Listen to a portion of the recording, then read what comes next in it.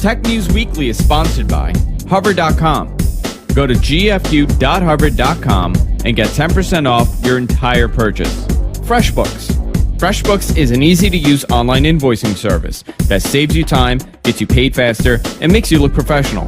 Get started completely for free at freshbooks.com.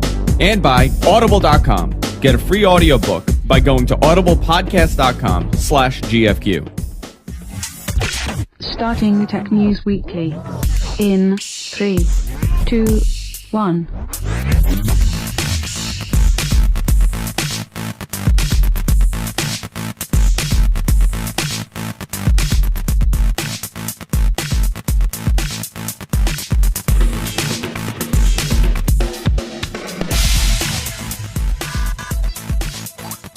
There we go. Welcome, everybody, to Tech News Weekly. I'm Andrew Zarian.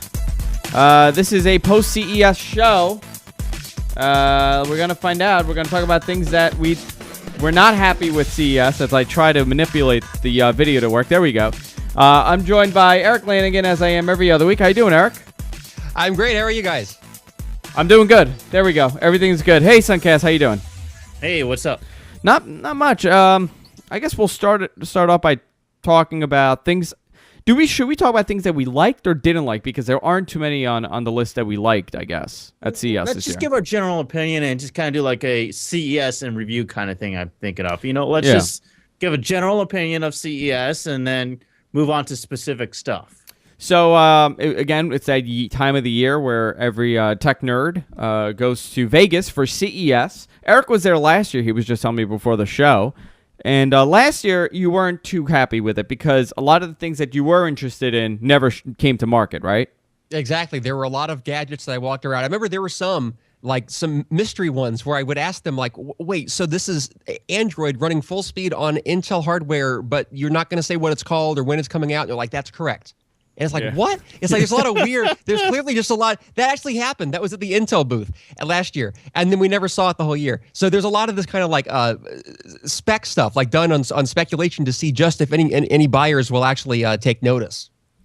Last year, I remember, 2 years ago, I was really interested in this Lenovo that they had put out. It was the U1, and it was this laptop tablet. And we've seen a couple of them now. And right now in the market, we have the Transformer Prime by Asus, which pops out. The screen pops out, and it's a keyboard. And we saw a couple of those. But a lot of the things that I saw this year, it wasn't a big deal. And a lot of the big names didn't come out with a bang. And, I was reading this article. I think it was in the Times, New York Times. And I forgot who wrote the article. I wish I had the name. But they said, is 2012 going to be like 2008? Where he said in 2008, not a lot happened. It was a post-iPhone year. 2007, the iPhone came out, so in 2008, there really wasn't much happening. I really can't even remember what happened in 2008, but he may be onto something if he's correct, that 2012 might not be a big year for these type of tech gadgets. I know we're probably going to have a big tech year like we do every other year, but I don't know if it's going to be that groundbreaking year for technology. Wouldn't that be so sad to have seen like an ultra-modern futuristic movie from the 1960s showing how 2012 is really going to suck in terms of technology. I know. Like nothing's going to happen. Well, if you no compare more flying cars. Exactly. Jeez. If you compare it to flying cars, it's awful. Yeah. Right? I mean, technically the feature is not anything.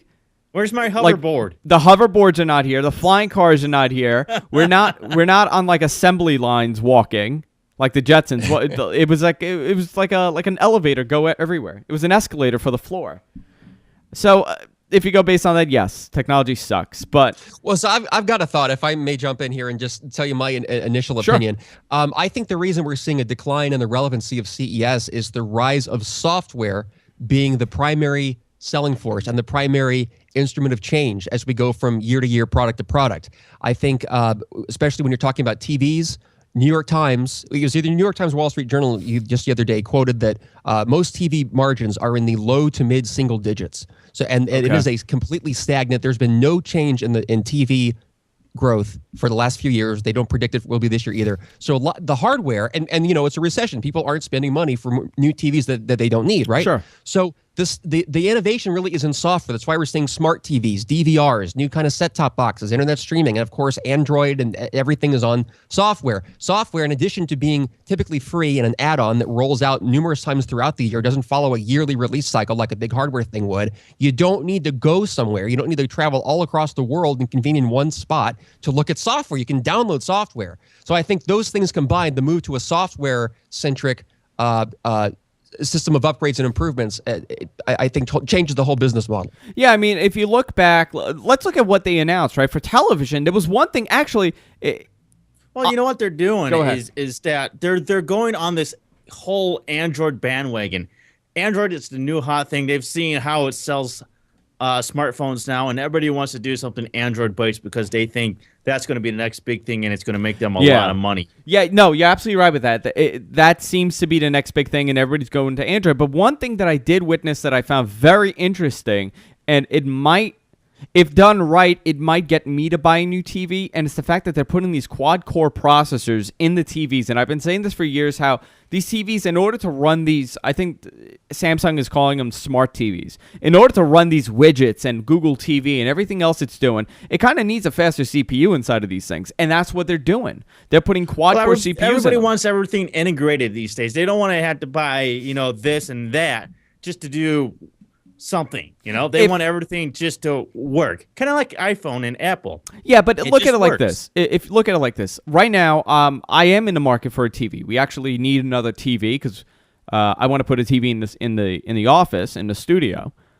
So I'll probably buy a really good TV, put it in my bedroom or the living room, and take that and put it in the office. But now I'm looking, I'm like, wow, you know what? It's not bad. You put a quad-core CPU on this thing. I could have a web browser with Google TV. I could pull up my shows on there. It's a computer in the TV done properly. Will this be enough to sell TVs in 2012? We saw the whole 3D crash and burn at this point. Is this enough? I mean, I know for me, because I'm into this stuff, it's enough for me to say, you know what? I could possibly see myself buying a TV this year. But how about you guys? Not saying with the money or not, but is this enough to say, you know what, this is a pretty cool thing? I wouldn't mind having this. I'll go to Eric first. I would say actually the opposite. In addition, I'd love to hear also more about what kind of smart TV feature do you think you use on a TV? Because my gut reaction is I wouldn't use things like that. I would rather see them on a standalone PC or even a dongle that could be upgraded yearly, and the TV, the monitor itself, stays the same. Yeah. Yeah, but which I think that's where we're headed in the next X amount of years. I think so. Even Roku has a new little dongle that's designed around that principle of swapping out the dongle but keeping the TV set. But I think actually if I were going to buy a nice TV set right now, I would be more baffled than ever at what technology to buy. Because I remember 2 years ago at CES, the big thing was the Toshiba cell processor with dazzling demonstrations on display of how it could turn 240p YouTube video, grainy and blocky, up convert to 1080 and smooth it out, add resolution. It was magic. Now, I've heard rumors. I do remember that. Wait a minute, but they weren't the only ones doing that, right? There was a similar thing, yeah. It was the Toshiba cell, and either that was built into another one or a competing. So it was like a super upscaler. Yeah, and there's been stuff like that, and and we've seen for years the things that upsampled to like 240 frames per second, like smooth as glass, that kind of thing. Now we've got that. That may or may not exist in any TVs on the market today. We don't know because they don't advertise it very well. You've got numerous competing standards of 3D. You've got some have that new MHL connection instead of HDMI for future peripherals and add-ons. And you've got some that are OLED. Some are Sony's got Crystal LCD or Crystal LED. How does a consumer even tell what is the best TV? If money were not even an option, how does a person rationally say what is the best TV? It seems like it's so fragmented and hidden behind marketing speak, it's impossible to tell. Yeah. Well, that's just it. It's I feel like CES has become something that's just a big marketing campaign for these companies, is that they're going to market all their new stuff that they're coming out with or that they have in the works. It's all just one big marketing campaign for them. No, it is. But, Eric brought up an interesting point. We are not seeing a standardization of these things. It seems like as the years go by. We're still in the very early generation of this type of technology. I would have assumed that we would see some sort of standardized idea that everybody follows. I mean, we're seeing OLED. We're seeing, that's. I guess that's the big thing this year with the TVs. But why would they do that? Because here's what's happening is these companies are developing these technologies themselves. Why would another company adopt somebody else's technology and have to pay them licensing fees when they're going to come out with the next great big technology for TVs? Each and everybody, this is how format works. Can I go these days? Is that somebody comes up with this great new format, but everybody else has a different opinion. Like, let's take, for example, this Google WebM stuff versus H.264 and Vorbis kind of stuff. It's the same thing with technology and TVs, where everybody wants to have their own proprietary technology and sell it to everybody else. But nobody wants to do that because they want to be the ones that create that technology that everybody uses. No, it's a very good point. I agree. Sunkast, that's an excellent point. It seems as if these major consumer electronics manufacturers have learned nothing from the Blu-ray HD-DVD wars, which is to say they learned nothing from the Betamax and, go back through time, and you've seen it's the same thing. I mean, I thought you're right, Eric. I thought the HD-DVD debacle would have kind of said, you know what, in order to be smart and in order to survive in the future, we need to come up with some sort of standard that we all follow, and it's not the standard that we follow, it's who's providing the consumer with the best product. That's what's going to sell it, not this standard or that standard. And because sorry. Go ahead. Because I'm sure there is significant money to be made from having the one standard that everyone licenses. I'm sure Sony is thrilled that their standard one is Blu-ray. I'm sure they get some license fees or royalties as a result of that. But they're engaging in a sort of scorched earth nuclear annihilation battle where, because they're both trying to compete for dominancy instead of just agreeing to work together and agree on a standard that no one company owns, that everyone just can share and license freely or to an agreed upon third party or license or patent pool, like with MPEG, that kind of thing. Because they're competing so hard to have the only standard, they are convincing consumers not to buy anything. And just like we've seen with Blu-ray, I think many people have argued, and I would agree, that the HD DVD Blu-ray battle, keeping the prices high and consumers in the dark for those first few years, really killed the next wave of optical disc in the home. You're 100% right. Yeah. No, it absolutely did kill it because if you were on the HD DVD side, you really lost out. Right. And that's not a way, how do you go beyond that? A couple things for the TVs, and I want to move on because there's so much to go into. Lenovo introduced their Idea TV. It's a 1080p HD TV that's based on Android.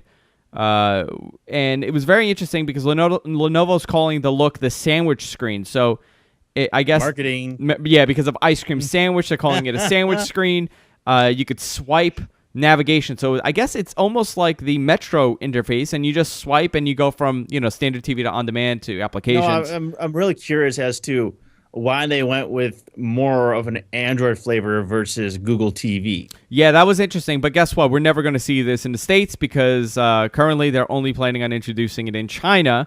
But this is an idea that Lenovo is getting into the TV game, which I don't even know if that's going to work for them. Very interesting that they're going into this.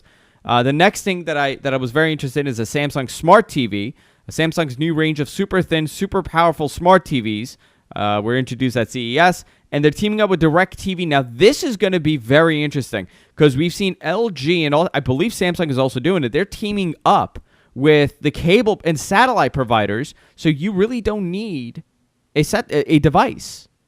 You could, theoretically, right now they're planning on only introducing about 26 channels, high-def channels with Verizon, but in the future, and possibly by the end of the year, they'll have their full line of high-def channels on the TV rather than getting a set-top box. Very interesting that they're doing this. Everything is in there, including DVR. The TVs are going to be available next spring. Vizio also introduced a Google TV powered by Logitech. Google TV that was previewed by Logitech and Sony last year. They introduced it in their TVs now.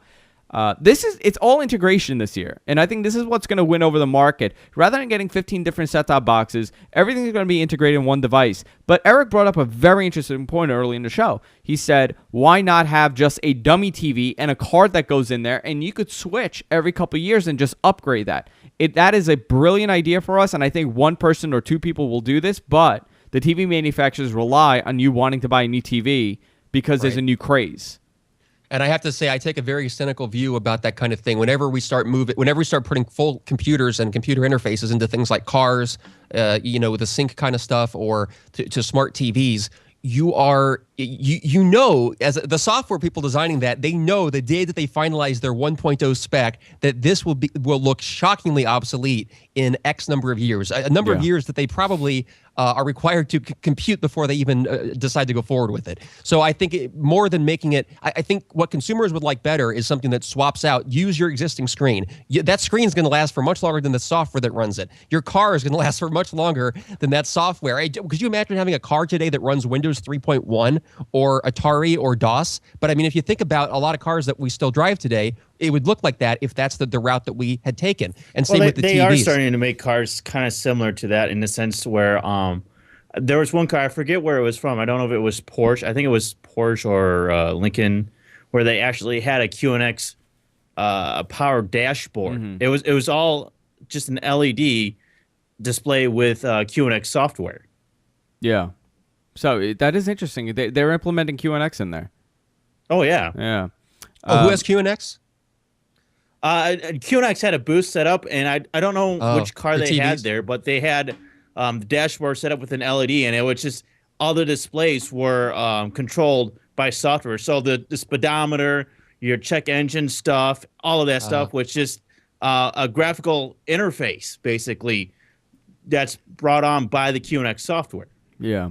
One bit on the TVs, and this is the thing that really sold me on this. Qualcomm introduced a quad-core TV processor. It's a Qualcomm Snapdragon processor that Samsung is going to be implementing in their TVs.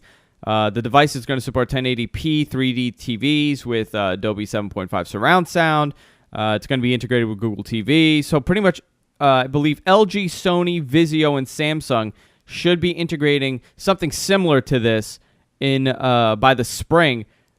I think this is going to be a big selling point. Now, there was another one more thing, because I'm looking down the list. Simple TV DVR. Did you see this, Eric? No, I didn't notice it until you emailed it to me. So it's designed for the cable cutter. It's $150. Cable cord cutter. The cable cord cutter. It's designed. It's $150. It's capable of recording over-the-air HD TV with DVR functions. And this is one of the first ones that I've seen do this. But the best part is that it's integrated with Roku, iPad, Boxee, and Google TV. So you could use the DVR in that system, which I think it's a great idea, and they might be the winner this year, in my opinion. All you do is connect the USB drive for storage, and there you go. You have a DVR right there. You know, one of the funniest things about all this, and take any news from CES or the kind of companies that advertise there, your Toshibas, your Samsungs, all these guys, LG.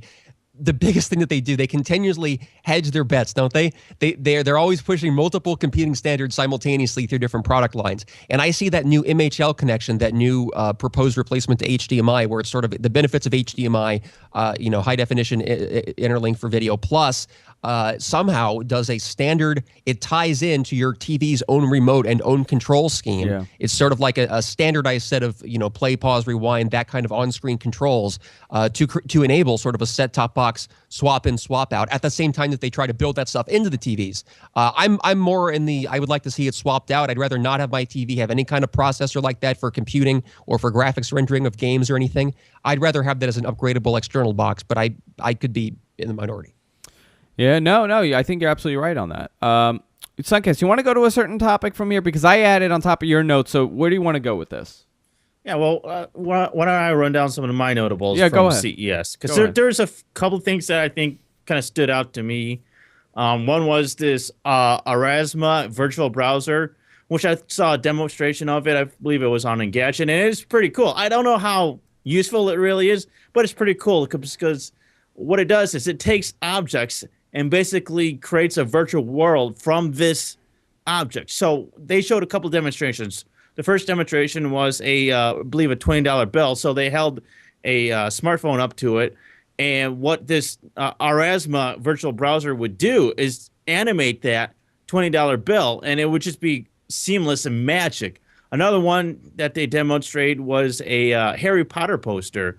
So when they held the camera up to the Harry Potter poster that somebody was holding, the poster completely came to life, and it was like a 3D video basically that it was showing. And it's pretty cool because one of the things that the guy holding the poster was doing was actually rotating this poster, and it would actually track along with the rotation of that poster that the guy was holding. Oh, that is interesting. I thought was pretty cool. So basically, it just brings objects to life on your screen, which I thought was pretty interesting. It looked very, very slick. Do you think we'll see this come to market? Well, the question is, none of the good stuff ever does. No. What's the point of it? You know, it was neat, but what's the point? Why would somebody want to buy this? It's more or less, what can you incorporate? Why do we buy half the crap that we buy? Yeah, exactly. I mean, it's neat. It's pretty cool technology. It's just, well, okay, well, what do we do with it? Yeah. I think which I found this very interesting. Nokia debuted this in the beginning, and it wasn't really a huge Microsoft unveiling, but the Nokia Lumia 900 made its debut at CES, and this phone could really shake up the phone market because I'm pretty interested in this. I like Nokia phones. I've always liked Nokia phones. They make great hardware, great cameras, and I'm a fan of the Windows Phone OS. And they unveiled this. This is coming in March to AT&T, unfortunately, not Verizon, but it's a 4.3 inch display, 1.4 gigahertz single core processor. Now, I got a lot of emails on this, and they said, why is it single core? Because the Windows Phone operating system does not support dual core yet. 512 megs of RAM. It doesn't use it, I guess. It can support it, but I guess it doesn't use the second core. The camera seems to be good. It's a Carl Zeiss 8 megapixel lens, and it does 720p. It's a great phone. I wonder how this is going to sell because this could really shake up the market, in my opinion. You think? Yeah, I think so. I have to say I'm a little confused about all the hype surrounding this Lumia because I see a lot of people are saying that once they've tried it, they're like, oh my God, this is the best phone ever. But it's a pretty phone, Eric. I think that's what it comes down to. So it's the aesthetics of the handset because that's what I'm not making the connection though because that may be pretty, but isn't the trend to then just slap a $30 leather case on it or something and then the looks go bye and all you're left with is Windows Phone, which so far has not held its own for consumers to start with? Well, two of the notables on this Lumia 900 is the fact that it's using what's called this, I believe, clear black AMO LED, which is supposed to be a higher resolution or higher density of pixels compared to the other Nokia handsets out there, and I believe other Windows Phone devices as well. And then the other thing is that it is, I believe, the first 4G Windows Phone. Yeah, it's gonna be. Is it gonna be LTE? Yeah, yes. It is LTE. Yeah, so it's going to be LTE. Yeah, and it has a front-facing camera. I found it very strange that the 800 doesn't and the 900 has it, but I think aesthetically it's a great-looking phone. So this may be the best Windows 7 phone on the market, but do you think and that may be clear from what it sounds like, but do you think that will be enough to propel Windows Phone, including on this device, over that of the iPhone or the most popular Android sets this year? I don't know. Here's the thing. I think Android is doing a great job with their operating system at this point. I think Ice Cream Sandwich is so much better than Gingerbread. Of course, it still has its flaws, and I'm fairly critical of the phone. But I think with this phone, it really separates itself, and it kind of closes the gap in a way between the iPhone and what the iPhone has done and this and Ice Cream Sandwich. I think putting Nokia's 900 in the mix is going to really spread the spectrum out. And I don't know. We'll see by the end of the year if it really affects the iPhone sales, but it possibly can. I think this year we'll start seeing more and more of that market share being taken away from it. It sounds like it's a pretty solid device. My only complaint with it would be the lack of RAM. I know it only has 512. I personally would like to see at least a gig. I think that should just be like a standard these days. Every phone should come with at least a gig of RAM. By the way, what's with a 16 megapixel camera and the HTC Titan? I saw that. I think that's a marketing thing. What are you going to do with 16 megapixels? First of all, what are you going to do?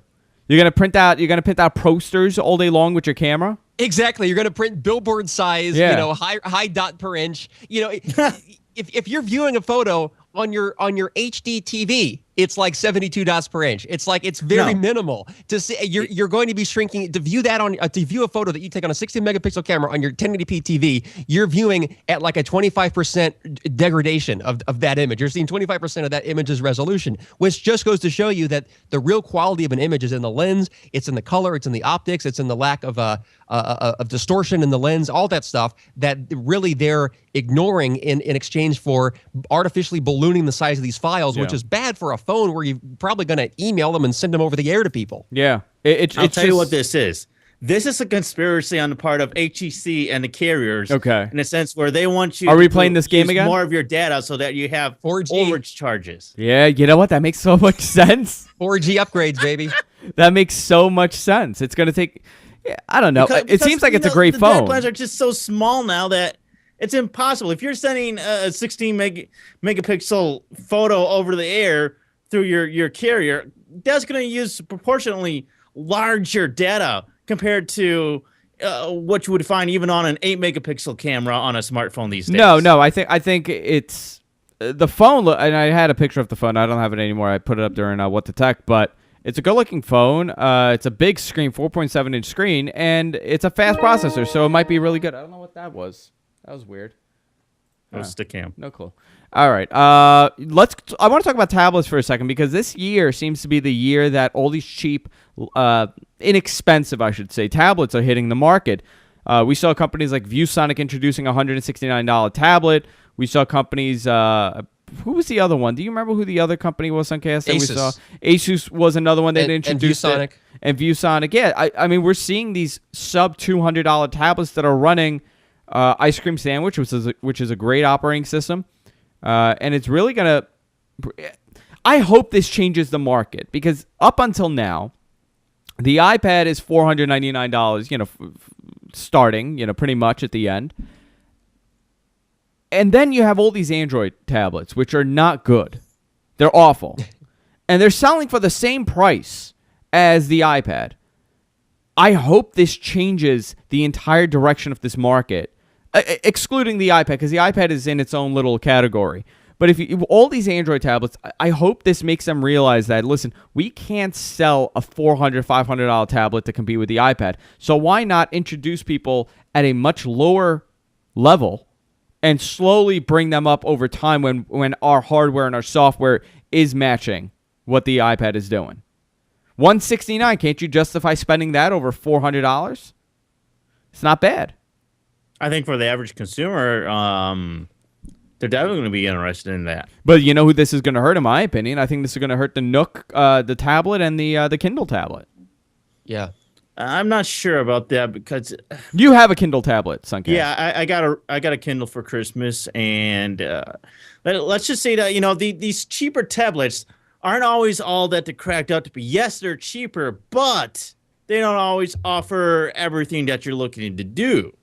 For example, the Kindle Fire doesn't have much in the way of actual physical buttons on the device. So if you want to change the volume, it's not exactly easy to change the volume. You don't have a volume rocker or buttons right on device to change it. You actually have to go into the settings for the Kindle Fire and actually change the volume there. In that regard, you would be better off with a tablet that actually has physical buttons for something like that. So you're having some trade-offs between, all right, well, is it going to have a camera? If it doesn't have a camera, we can make it cheaper.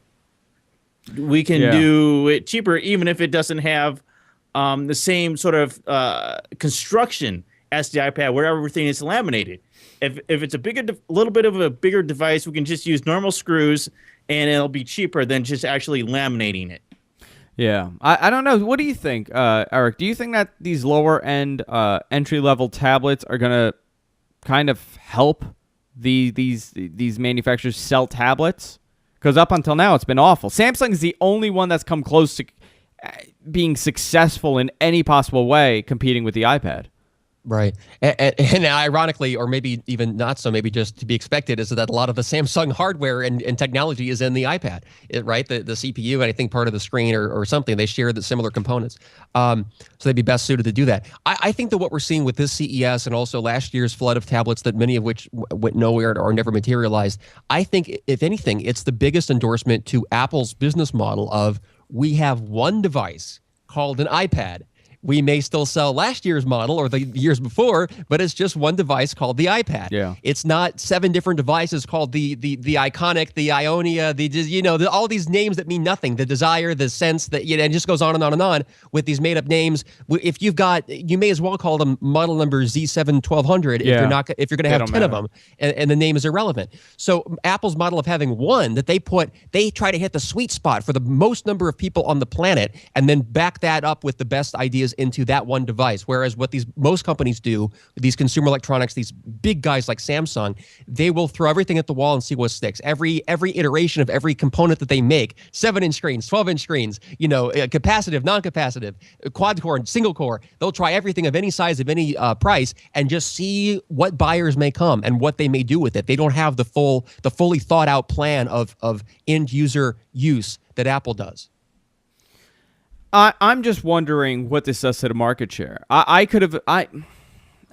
honestly thought that this market was going to really start slowing down in a way where they're going to realize, well, right now the technology was not there for us to build a $400, a sub $200 tablet, and it'll slow down. There'll be a couple of them, but we won't see everybody putting out a tablet every month, which we did in 2011. And I think that really hurt the consumer in a way, because a lot of these tablets, I played with one of the first gen Samsung tabs, the one that a lot of people praised, and they said, wow, this is such a great tablet. It was the worst experience of my life. Was that the 7-inch Galaxy? Yeah, tab? One of the first ones, or it could have been like the second one that came out. That's one of the Samsung tabs. It was awful. It was an awful experience, and I'm like, how could you go spend $399 on something like this when the iPad is almost at the same price and it actually works?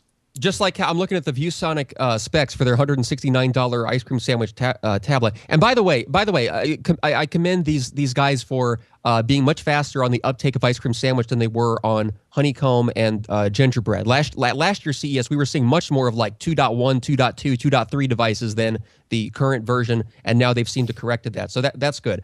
But it says 800 by 480 screen on a tablet that's got to be like 7 inches, and that's by today's standards, that would be a low resolution cell phone screen. So imagine reading a novel or even just browsing the web on a screen of that blockiness. That would be an unpleasant experience. Yeah.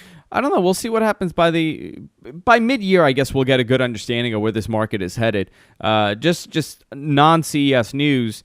Who was it, Sunkast, that said that they had hands-on experience with the iPad 3 6 months ago? Do you remember the story you told me about this morning? That was something that you were talking about. Yeah. I wasn't really paying attention because it was just another iPad rumor. Yeah, a journalist is claiming that he had hands-on experience with the iPad. BGR? No, BGR linked to them. I forgot who it was. But the story is that it's nearly identical except for a bigger camera, and it's thicker. It's 1 millimeter thicker than the previous. Now, that's not a lot, but interesting that they're going thicker. Does that mean it's going to support LTE? That's where I went with it. But some news that I guess that's what's to expect now. But aesthetically, it's nearly identical. I don't necessarily think that we need a major facelift every time a phone or a device comes out. I think we've got into this idea that this is the way to do it, but it's not really the way it should be done. I think you could take time and you work on what you have rather than doing a major redesign every release. No, now let's talk about that sort of idea with BlackBerry. Okay. And, BlackBerry took that and milked it for 7 years. I mean, but BlackBerry took that and went really far with it. They had the whole idea, well, this is working, so let's never change it. Well, that's my point, is that you say that, but you still have to have, modernize, every 2, 3, 4 years at least. It's not just, little design changes here and there like BlackBerry has done with their devices. That's all they've done. It's just minor evolutions. We're looking, I think you have to modernize and change the look of it so that it's noticeably different to the average person to know that, all right, well, this is a different device. I mean, listen, you could tweak it. At least every couple of years. You could tweak it, but you don't need a major facelift. And I know a lot of people, they're very upset with the iPhone 4S not being this iPhone 5 that everybody wanted, but I think we do need a break sometimes, and we do need to It's too much. It's too much to take in, I think, to a lot of people. Ultimately, I think even just talking about devices getting thinner or getting sleeker, I think ultimately that's sort of we're not going to see that kind of innovation around for too much longer. I think where these things are going is just a screen. Yeah. And as far as every year we just get closer and closer to it being just a screen, whether it's the TV or the iPad or the Ultrabook or, name your product, it's the screen. You're bound by the surface area of a screen. And then the next step is how thin can you possibly make that back end and that bezel? So I think we're going to continue to see the innovation come primarily from software. Yeah. Verizon stated at CES that all their smartphones will be 4G for the upcoming releases of their phones. Now, except for push-to-talk, right? Yes. I think that's what it was. Push-to-talk will stay, but push-to-talk is push-to-talk, so that's fine. But every smartphone will be LTE in 2012 that is released. Now, this is a lot of speculation. Well, that would mean that the next iPhone is going to be LTE, which I do believe it will be. But interesting that they said a few exceptions, namely, this is quote, namely the 3G network and push-to-talk devices. Well, you know what's interesting about it? I did not think that 4G would be this fast when I got it. I honestly, and from what I read, because everybody kept saying, well, 4G is not really 4G. 4G is like 3.5G, right? That's what everybody says. I'm getting about 20 megabits a second on my 4G. And if you don't, I don't know what else is to expect. I know in many areas, listen, I live in a major city. I live in New York City, and they do kind of favor some cities over others, but that's phenomenal speeds for a phone.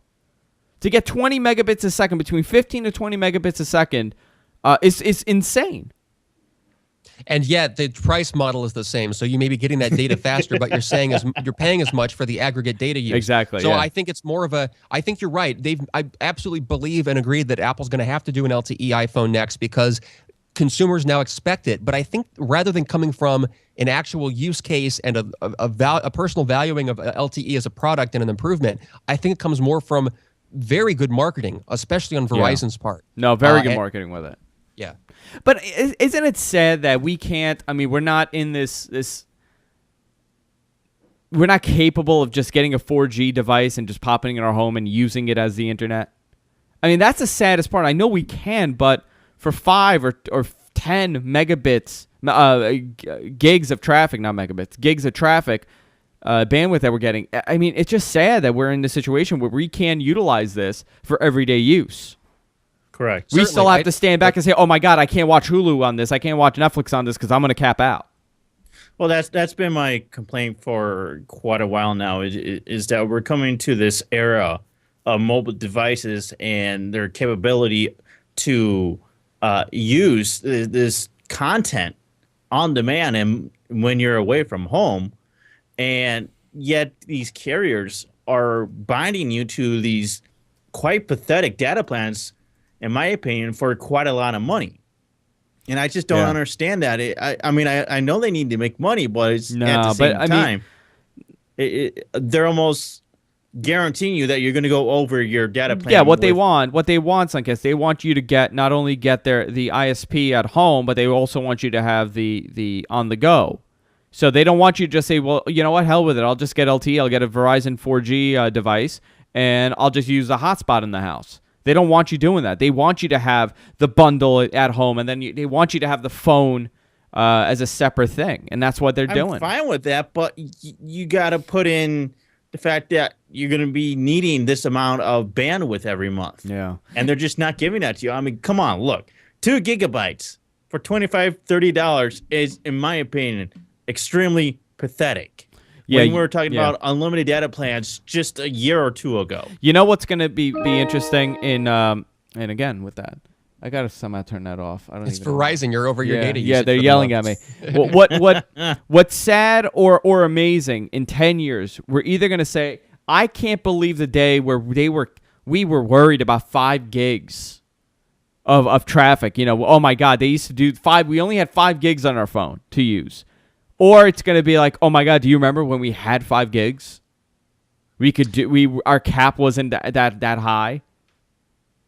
Andrew, may I use this as an opportunity to segue into the OnLive discussion? Because I think this is pretty relevant. I think you're exactly right here. The biggest impediment to the future, like as we think of the future of all these futuristic things, the biggest, really, let's even be more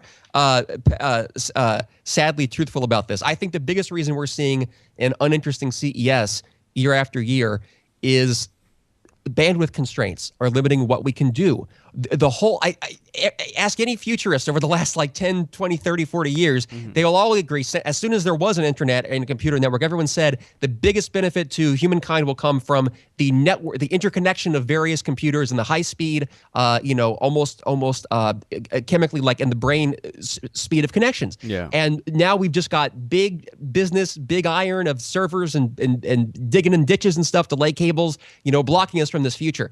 And in this same vein, one of my favorite companies to observe is OnLive, because they seem to have one of the most futuristic business models and most future-oriented changes of how we do a basic thing, in this case gaming, or as you were going to talk about, even desktop, like Microsoft Word usage, emulating a desktop on an iPad is their new product. I'm gonna show it as a pick of the week, but it's a very innovative idea.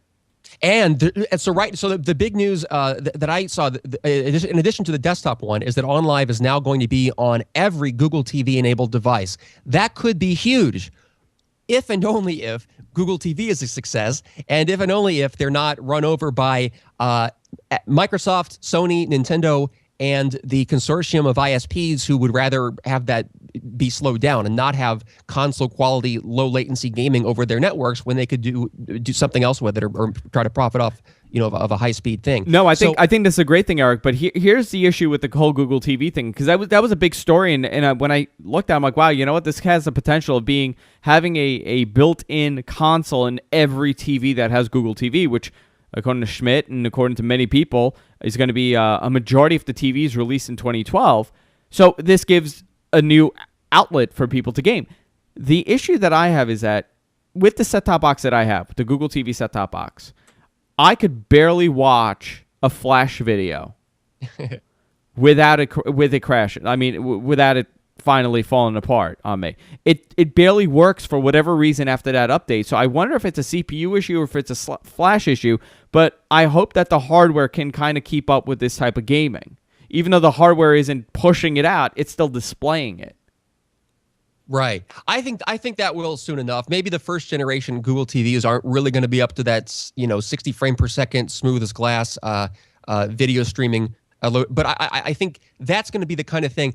I'm more excited to see that capability, just the initial full quality video receiving end being built into TVs, than I am local graphics rendering. Because I think all this local CPU power, I think that's going away. I think think of, even as we move to like a green world, living harmoniously. What did they say? Renewable resources, that kind of thing. Conservation of limited resources. It's a waste to have a full CPU computer in every device, most of which, 99% of which, are turned off or in the garbage can, at this point in time. If we consolidated that power to big systems like that, like cloud computing, I think that is the future in many more ways than one. Yeah, no, you're absolutely right. I think a lot of people don't need a computer, essentially a computer sitting on their desk. I think a lot of people would be fine with some sort of dummy device that they pay virtually nothing for, and they connect to a service. I'd like to have a home server. That's all I'm interested in. Yeah. If I can have a computer connected and act like it's its own cloud, that's what I'm interested in. I don't necessarily want to buy into a cloud service. I already have all my stuff on my computer. I have a decent amount of space. I just want to turn what I have currently into a cloud server. Yeah, but can you imagine, let's say somebody buys this dummy device, whatever, it's a computer with just a screen or a laptop with just a screen, and it's essentially a computer on the cloud somewhere. It works flawlessly. I mean, it's in real time, and they never have to worry. Huh? So kind of like a Chromebook? Like a Chromebook, but it actually works. But I was gonna say, you said it works. So it works. The Chromebooks don't work. Yeah, that's the missing key right there. It works. No, but can you imagine if you just log in there, everything is there, you use it as if it's your computer, you don't have to worry about a hard drive, you never have to worry about anything crashing, you never have to worry about any of that, viruses or backup. It's all there. They take care of everything for you. Just whatever. There's a fee of a couple bucks a month. There's a fee of a couple bucks a month. That would be enough for many people, and I think that's the way to go for many people. They're not responsibly enough to have a laptop sitting there where they could essentially destroy the thing and lose their data. You know what made me think of that? This was just totally subconscious, I think. But actually, the America Online guy, was it Steve Chase or Case? Steve Case. Case. He was on Colbert just the other night, and he was talking about doing. I think he worked with Zipcar or one of those green initiatives, talking about how wasteful on a global and very long future view it is for everyone just to own a car. And you know, the Colbert was, oh, that's communism. But it's like, no, if you look way beyond that, I think it will ultimately benefit people decades and decades down the line to combine more resources. It's not that any one person's doing without, it's that you don't have to have something, a big thing that uses energy sitting there doing nothing if you're not currently using it at that moment.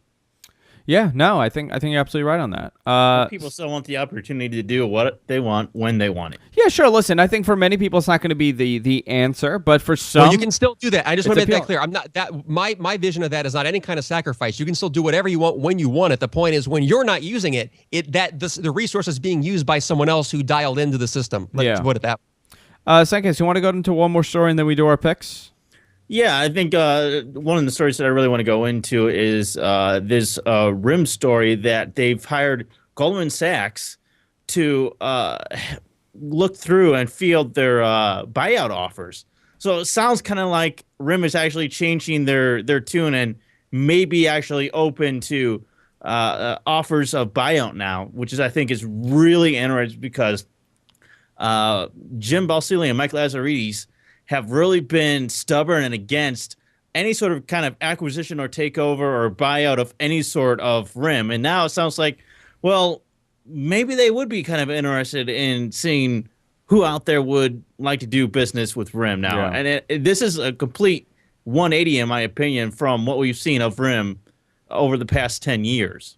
Yeah, so I guess they are considering selling it, but that, I mean, God, they're just discussing their future and their operating system, and I don't know, for whatever reason, I can't see them folding this year or getting bought out this year. Well, they didn't say that this is something that's going to happen anytime soon. Yeah. I mean, look and at who would want to buy that? Something similar to this in the sense that they also hired a company to field buyout offers. And that was quite a few months ago, and they haven't done anything yet. Yeah. But who would want to buy them, and who would benefit from this purchase? Well, that's the question. Is wasn't it Amazon said that they were interested or considering RIM at one point? Well, you know, RIM, do you think they would sell it? Oh, boy. You know what? Judging by history and the people in charge, the board would have to basically, I believe, force the co-CEOs to do something like that, I believe. I don't think they want to. These are two guys that are very much headstrong and stubborn, and they don't want to do anything other than what they see as the future. Yeah. But I think that's what's getting them into trouble right now, is that they're not wanting to change from their vision to what's going on right now. Yeah, unfortunately, as the days go by, this company feels more and more like Palm. And it's sad. It's sad how you stop innovating and you kind of stand still and you lose so much. I mean, RIM has a very small percentage of the market now compared to what they had about 2, 3, 4 years ago. So surprisingly, when this news was announced, their stock did go up a little bit. Yeah, welcome to the stock market. It doesn't make sense. But it's like, well, all right, well, who's actually going to be interested in this? How's it going to work? What would happen? Are they actually just going to sell off some of their assets, like their patent portfolio? Is that something that they're going to be interested in sharing with other companies? Or sure, I mean, what's going to happen here? Microsoft, the rumors were that Microsoft wanted to purchase them, and Microsoft, one reason would be, of course, to go back into enterprise because they were in enterprise for a while, and RIM kind of kicked them out of it. And B, their patents, because if you look at it, Microsoft holds many, many patents that every Android phone has. I think HTC has to pay out $5 per phone that they sell. So imagine they grab the patents for RIM, and they're just profiting on the patents. Yeah, the patent wars are continuing. We've had. Go ahead, Eric. Oh, sorry. The patent wars are continuing to heat up. Kodak just launched a whole new slew of patent lawsuits against various handset makers, including Apple. And others, could be just ridiculous photo taking patents and emailing of photos, that kind of thing. But it's something that they need to build a war chest against. Unfortunately, that is the world that we live in. That's the reality. And I was going to say, I hadn't heard the rumor about Amazon. That could be. I can see a lot of credibility to that because Amazon, as we know, wants to get into tablets. They're already in tablets, they already make a 3G network device, the other Kindles. So I can totally imagine that they might want to get into phones too. Yeah. Microsoft, though, I could see them just as they need some brand recognition boost. That's why they're keeping the Skype name as a Skype product. I could envision BlackBerry BlackBerry email powered by Microsoft or something, capitalize on the brand power of that with enterprise, but then build it into boosting their own Windows 7 or Windows Phone 7 portfolio of products. But here's the thing, Eric, how much brand power does RIM have at this point? Well, that's the thing. I was going to say it's a trusted thing, but I guess they had a number of outages recently, didn't they? Yeah. Yeah, I mean, they were hit by every side. I mean, they lost a lot of market share. They had that major outage. They're getting their butt handed to them. They lost the rights to the BBX name. So they've had a lot of issues. And now I think they announced that they're only going to release one phone with the BlackBerry 10 operating system. They're going to one phone. They're going to dedicate their resources to just making that one device the way they want it to be, which I don't fault them for that at all. I don't either. Think that's actually a good move. Yeah, no, I think it's a smart move on their behalf because they're concentrating on one device rather than I think what was it, the Milan, the London, and something else. The Colt. The Colt. Yeah, now I think it's just a London, right? Yeah, one of the two. Yeah. All right, guys. Time for the pick of the week. Eric, you don't have a pick this week, right? I do not. Eric has no pick, but I and Sunkast have a pick. Sunkast, who do you want? Do you want to go first? Because I know you have to pull up my video. I don't even know what your video is that you want. You never sent me anything. That's not good. No, the video was for OnLive. I think I messaged it to you. It's actually it's the OnLive display. If you want to pull it up. Is there? Is this the OnLive desktop? Yeah. Yeah, that's you didn't really send cool. me anything, so. Oh, that's weird. Who the hell did I send it to then? Who knows? Do you want to go first, and I'll send you mine? You go first with yours. All right. So as Andrew mentioned, I recently got a Kindle Fire, and one of the things that I've really wanted to do with this device is to be able to go anywhere in my home and watch movies on this thing, because it is a 7-inch tablet. So I have a whole bunch of stuff on my computer, like I said, and I want to be able to actually stream that content from my computer over to my Kindle. And to do that, I found this awesome application called Emit. It comes in two applications, actually. One that you can install on Windows, Mac, or Linux, and the other is for Android. It's not specifically for Kindle Fire. You can install this on any Android 2.3 or above device, and it's called Emit Free. They have two versions. The free version is ad-supported, and I believe if you pay like $3.50, you get a version that doesn't have any ads, and you can play it as long as you want. So I'll show you a quick little demonstration. I'm going to set up my camera here a little bit so that you can focus in on it.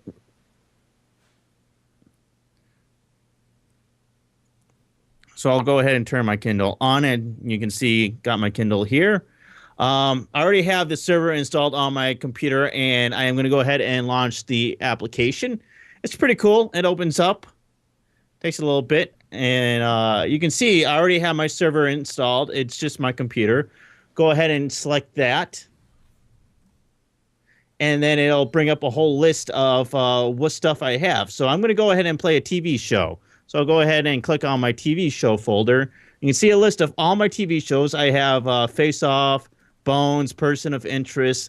Let's go ahead and play Persons of Interest. One thing that is really crappy about the Kindle Fire is that it's very limited as far as what video formats you can play. A lot of stuff that I download is in MKV and AVI format, and that doesn't necessarily work out of the box on Kindle Fire. But when you stream it through Emit Free, it works just perfectly fine. So I'm going to play Person of Interest, which is an MKV. And you'll see it'll load up. It takes a little bit to buffer, but then it'll just start playing automatically. Oh, that's pretty cool. Yeah, look at that. And this is streaming over the wireless network that I have here, and it's pretty good quality. I mean, it's not the greatest quality, of course, because it is streaming over wireless, but it's pretty cool. I mean, you can sit there and play any file on your computer that you want. That's actually really cool. And this is for I really like that. And where do you get the app? You can go to emitapp.com. Cool. Excellent. So my pick this week, Eric and I were discussing it early in the show. It's OnLive, not the gaming portion of OnLive that many of you are familiar with. It's called OnLive Desktop. So pretty much what you do, you let me know when you pull it up, so I guess I could do it. But pretty much what it is, it's a remote computer, a PC on the cloud. For free, they offer you 2 gigs of cloud storage, so access to this. So you could do 2 gigs of I guess Word files and Excel files and Publisher files. It's up. You got okay. So let me do this. You got it. Actually, I have no video from you, so you broke it. So pretty much what you do, you let me pull it up here. Oh, it changed on me. It's all right. There you go. Oh, there we go. So there we go. It is cool. It's really cool. I can attest to that. Oh, there it is. Yeah. So play it if you can, Sunkast. Play that video. Trying to get this stupid thing to go away. It is cool. Just wait for it. There we go. Does that box show up on you in the middle of the screen? Yeah, it's all right. You can play it, though, because it has audio. Well, you're not going to be able to hear it on my... Ah, crud. Yeah, so let me see if I could connect to the server here. It's saying OnLive service is currently full, so I guess because I don't pay for it, it's free. It requires you to log in and it queues you. So if there's a computer open, which most of the time there is, I don't know why there isn't right now, it logs you into a Windows 7 desktop on your iPad. So you could do whatever you do on Windows 7, but on the iPad, you could type up an email, type up a Word file, PowerPoint, Excel, and if you pay for the service, you get more storage. Like $9.99 a month, you get 50 gigs of storage. Then they have an enterprise level, which has a, I believe, unlimited amount of storage. A very large amount of storage. So it's actually really cool. When I could see this slowly turning into what Eric is saying, how you just pay to have a computer on another end and you just log into it. I mean, this is pretty much their test model for this. Exactly. You rent a Microsoft Office PC as needed, and you get to use it on any device you want, including, as they're showing here, an Apple iPad, a device with certainly not capable of running Microsoft Windows, Microsoft Office, even having a keyboard, and yet it's a full Windows PC. Spyware-free, virus-free. You can install custom software but not screw the whole thing up. I think this has real potential if the bandwidth and latency can make it feel like a local product. Yeah, see, I got it here. It's actually running. It's running. Let me see if you can put it on this. There you go. Look. Windows 7. And it's fairly accurate. I mean, when you tap, it's instant. I have not seen a delay at all. Now, when the network gets a little slow on your end, it'll kind of degrade the quality of it. But it's a full computer, so you have all your files there. You could store stuff on there, and you could do PowerPoint, Excel, and Word on there. So I think it's a great device. And you have Paint on there, so it's worth it for Paint. Like you could draw. I'm drawing. I wonder what their license could be from Microsoft. That's what I was Microsoft thinking too. Could pursue them, litigiously. I'm sure they're paying for licensing in some way, but it's a great device, and I'm actually really surprised how well it works. And this is really going to be something to look forward to in the future, and how they develop this and actually becomes a full-blown computer rather than limiting you to these 3 pieces of software. I think so, and I think that's you're looking right there at one of the biggest. If the ideal of that product can work, I think you're looking at one of the biggest conceptual threats to any new version of Windows, starting with version 8. Yeah, no, I think it'll be very interesting if it works properly. And that's my pick. It's OnLive Desktop. It's free. You could get 2 gigs for free if you sign up, and I think that's plenty just to try it around, to have a couple files if you need it. How often do you need to, how big is a Word file actually? Not big at all. So if you need to type something up really quickly, you have access to a Windows 7 computer.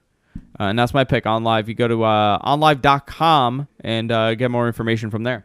And no doubt it could be used to view Flash animations and Internet Explorer web pages optimized for that. And I don't all think sorts of things. so. I don't. That's the limitation. You don't have a web browser. Really? Yeah. And I don't know if that's a licensing thing or they are just being careful on how they're unveiling this. Yeah, it sounds like that would be more of a security issue. Well, from what I know, and I listened to an interview that one of the guys did from there, he said that the reason why they're not doing it is because they're still in trial mode to see how well this will work. But they do imagine that in the future they are going to offer a full-blown Windows 7 computer rather than just being limited to a couple files here and there. Yeah, I would totally expect that they would. I'm just surprised that they don't, because I think there are some services already that do that kind of service of give you access. Yeah, logs you in so you can use Flash and IE and stuff like that. Yeah, I like this, and this is actually I'm gonna end up, because I like the way this worked. I'm thinking about getting like a remote software. I know there's I think it's Log Me In. That's a good one for the iPad. I'm thinking about getting it and using it on one of my spare machines as a Windows 7 machine. When Windows 8 comes out, you're right. This is going to be really interesting to have Windows 8 running on an iPad. Yeah. Or, well, and the point I was more making is one of the biggest marketing messages of Windows 8 is, hey, look, you can run Microsoft Office on it. You can run the old style Windows desktop, not just Metro, which is what that is. If you can have that without buying a license to Windows or without buying a different product besides the iPad or the Mac you already own, that could be a very big threat to keeping Windows relevant as a $150 once every year or so product that consumers buy. Yeah, and that's my pick. On live, that wraps it up for today for Tech News Weekly. Sunkast, what is your plug? Please tell me. My website, it's called Amadeus, AMADAIS.com. It's a music discovery website. I like to feature a lot of artists from YouTube. There's a whole group of people on YouTube that are great singers, and I like to feature them every week. Yeah, and actually, you've been getting a lot of traffic recently over a couple of videos you've been putting up. So that's what did I just do? I just did Katy Perry's The One That Got Away. I picked 10 of the best that I could find, and they're really cool. There's some very unique ones that are really, really, really awesome. If you want to check that out, go to AMADAIS.com. For all things Erik, go to ErikLanigan.com. Also, Erik Lanigan on Twitter. Erik is with us every other week here on Tech News Weekly, and to find out, I guess just keep updating. Just follow your Twitter, and you constantly post there, and people can find out what Erik is up to. For everything GFQ, go to guysfromqueens.com. If you miss any of our shows, you go there. Everything is archived in audio, podcast, and video form. We're also on iTunes, itunes.com/GFQ. That's our special iTunes landing page, and it lists every one of our shows, so feel free to go and subscribe. Until next time, have a good night.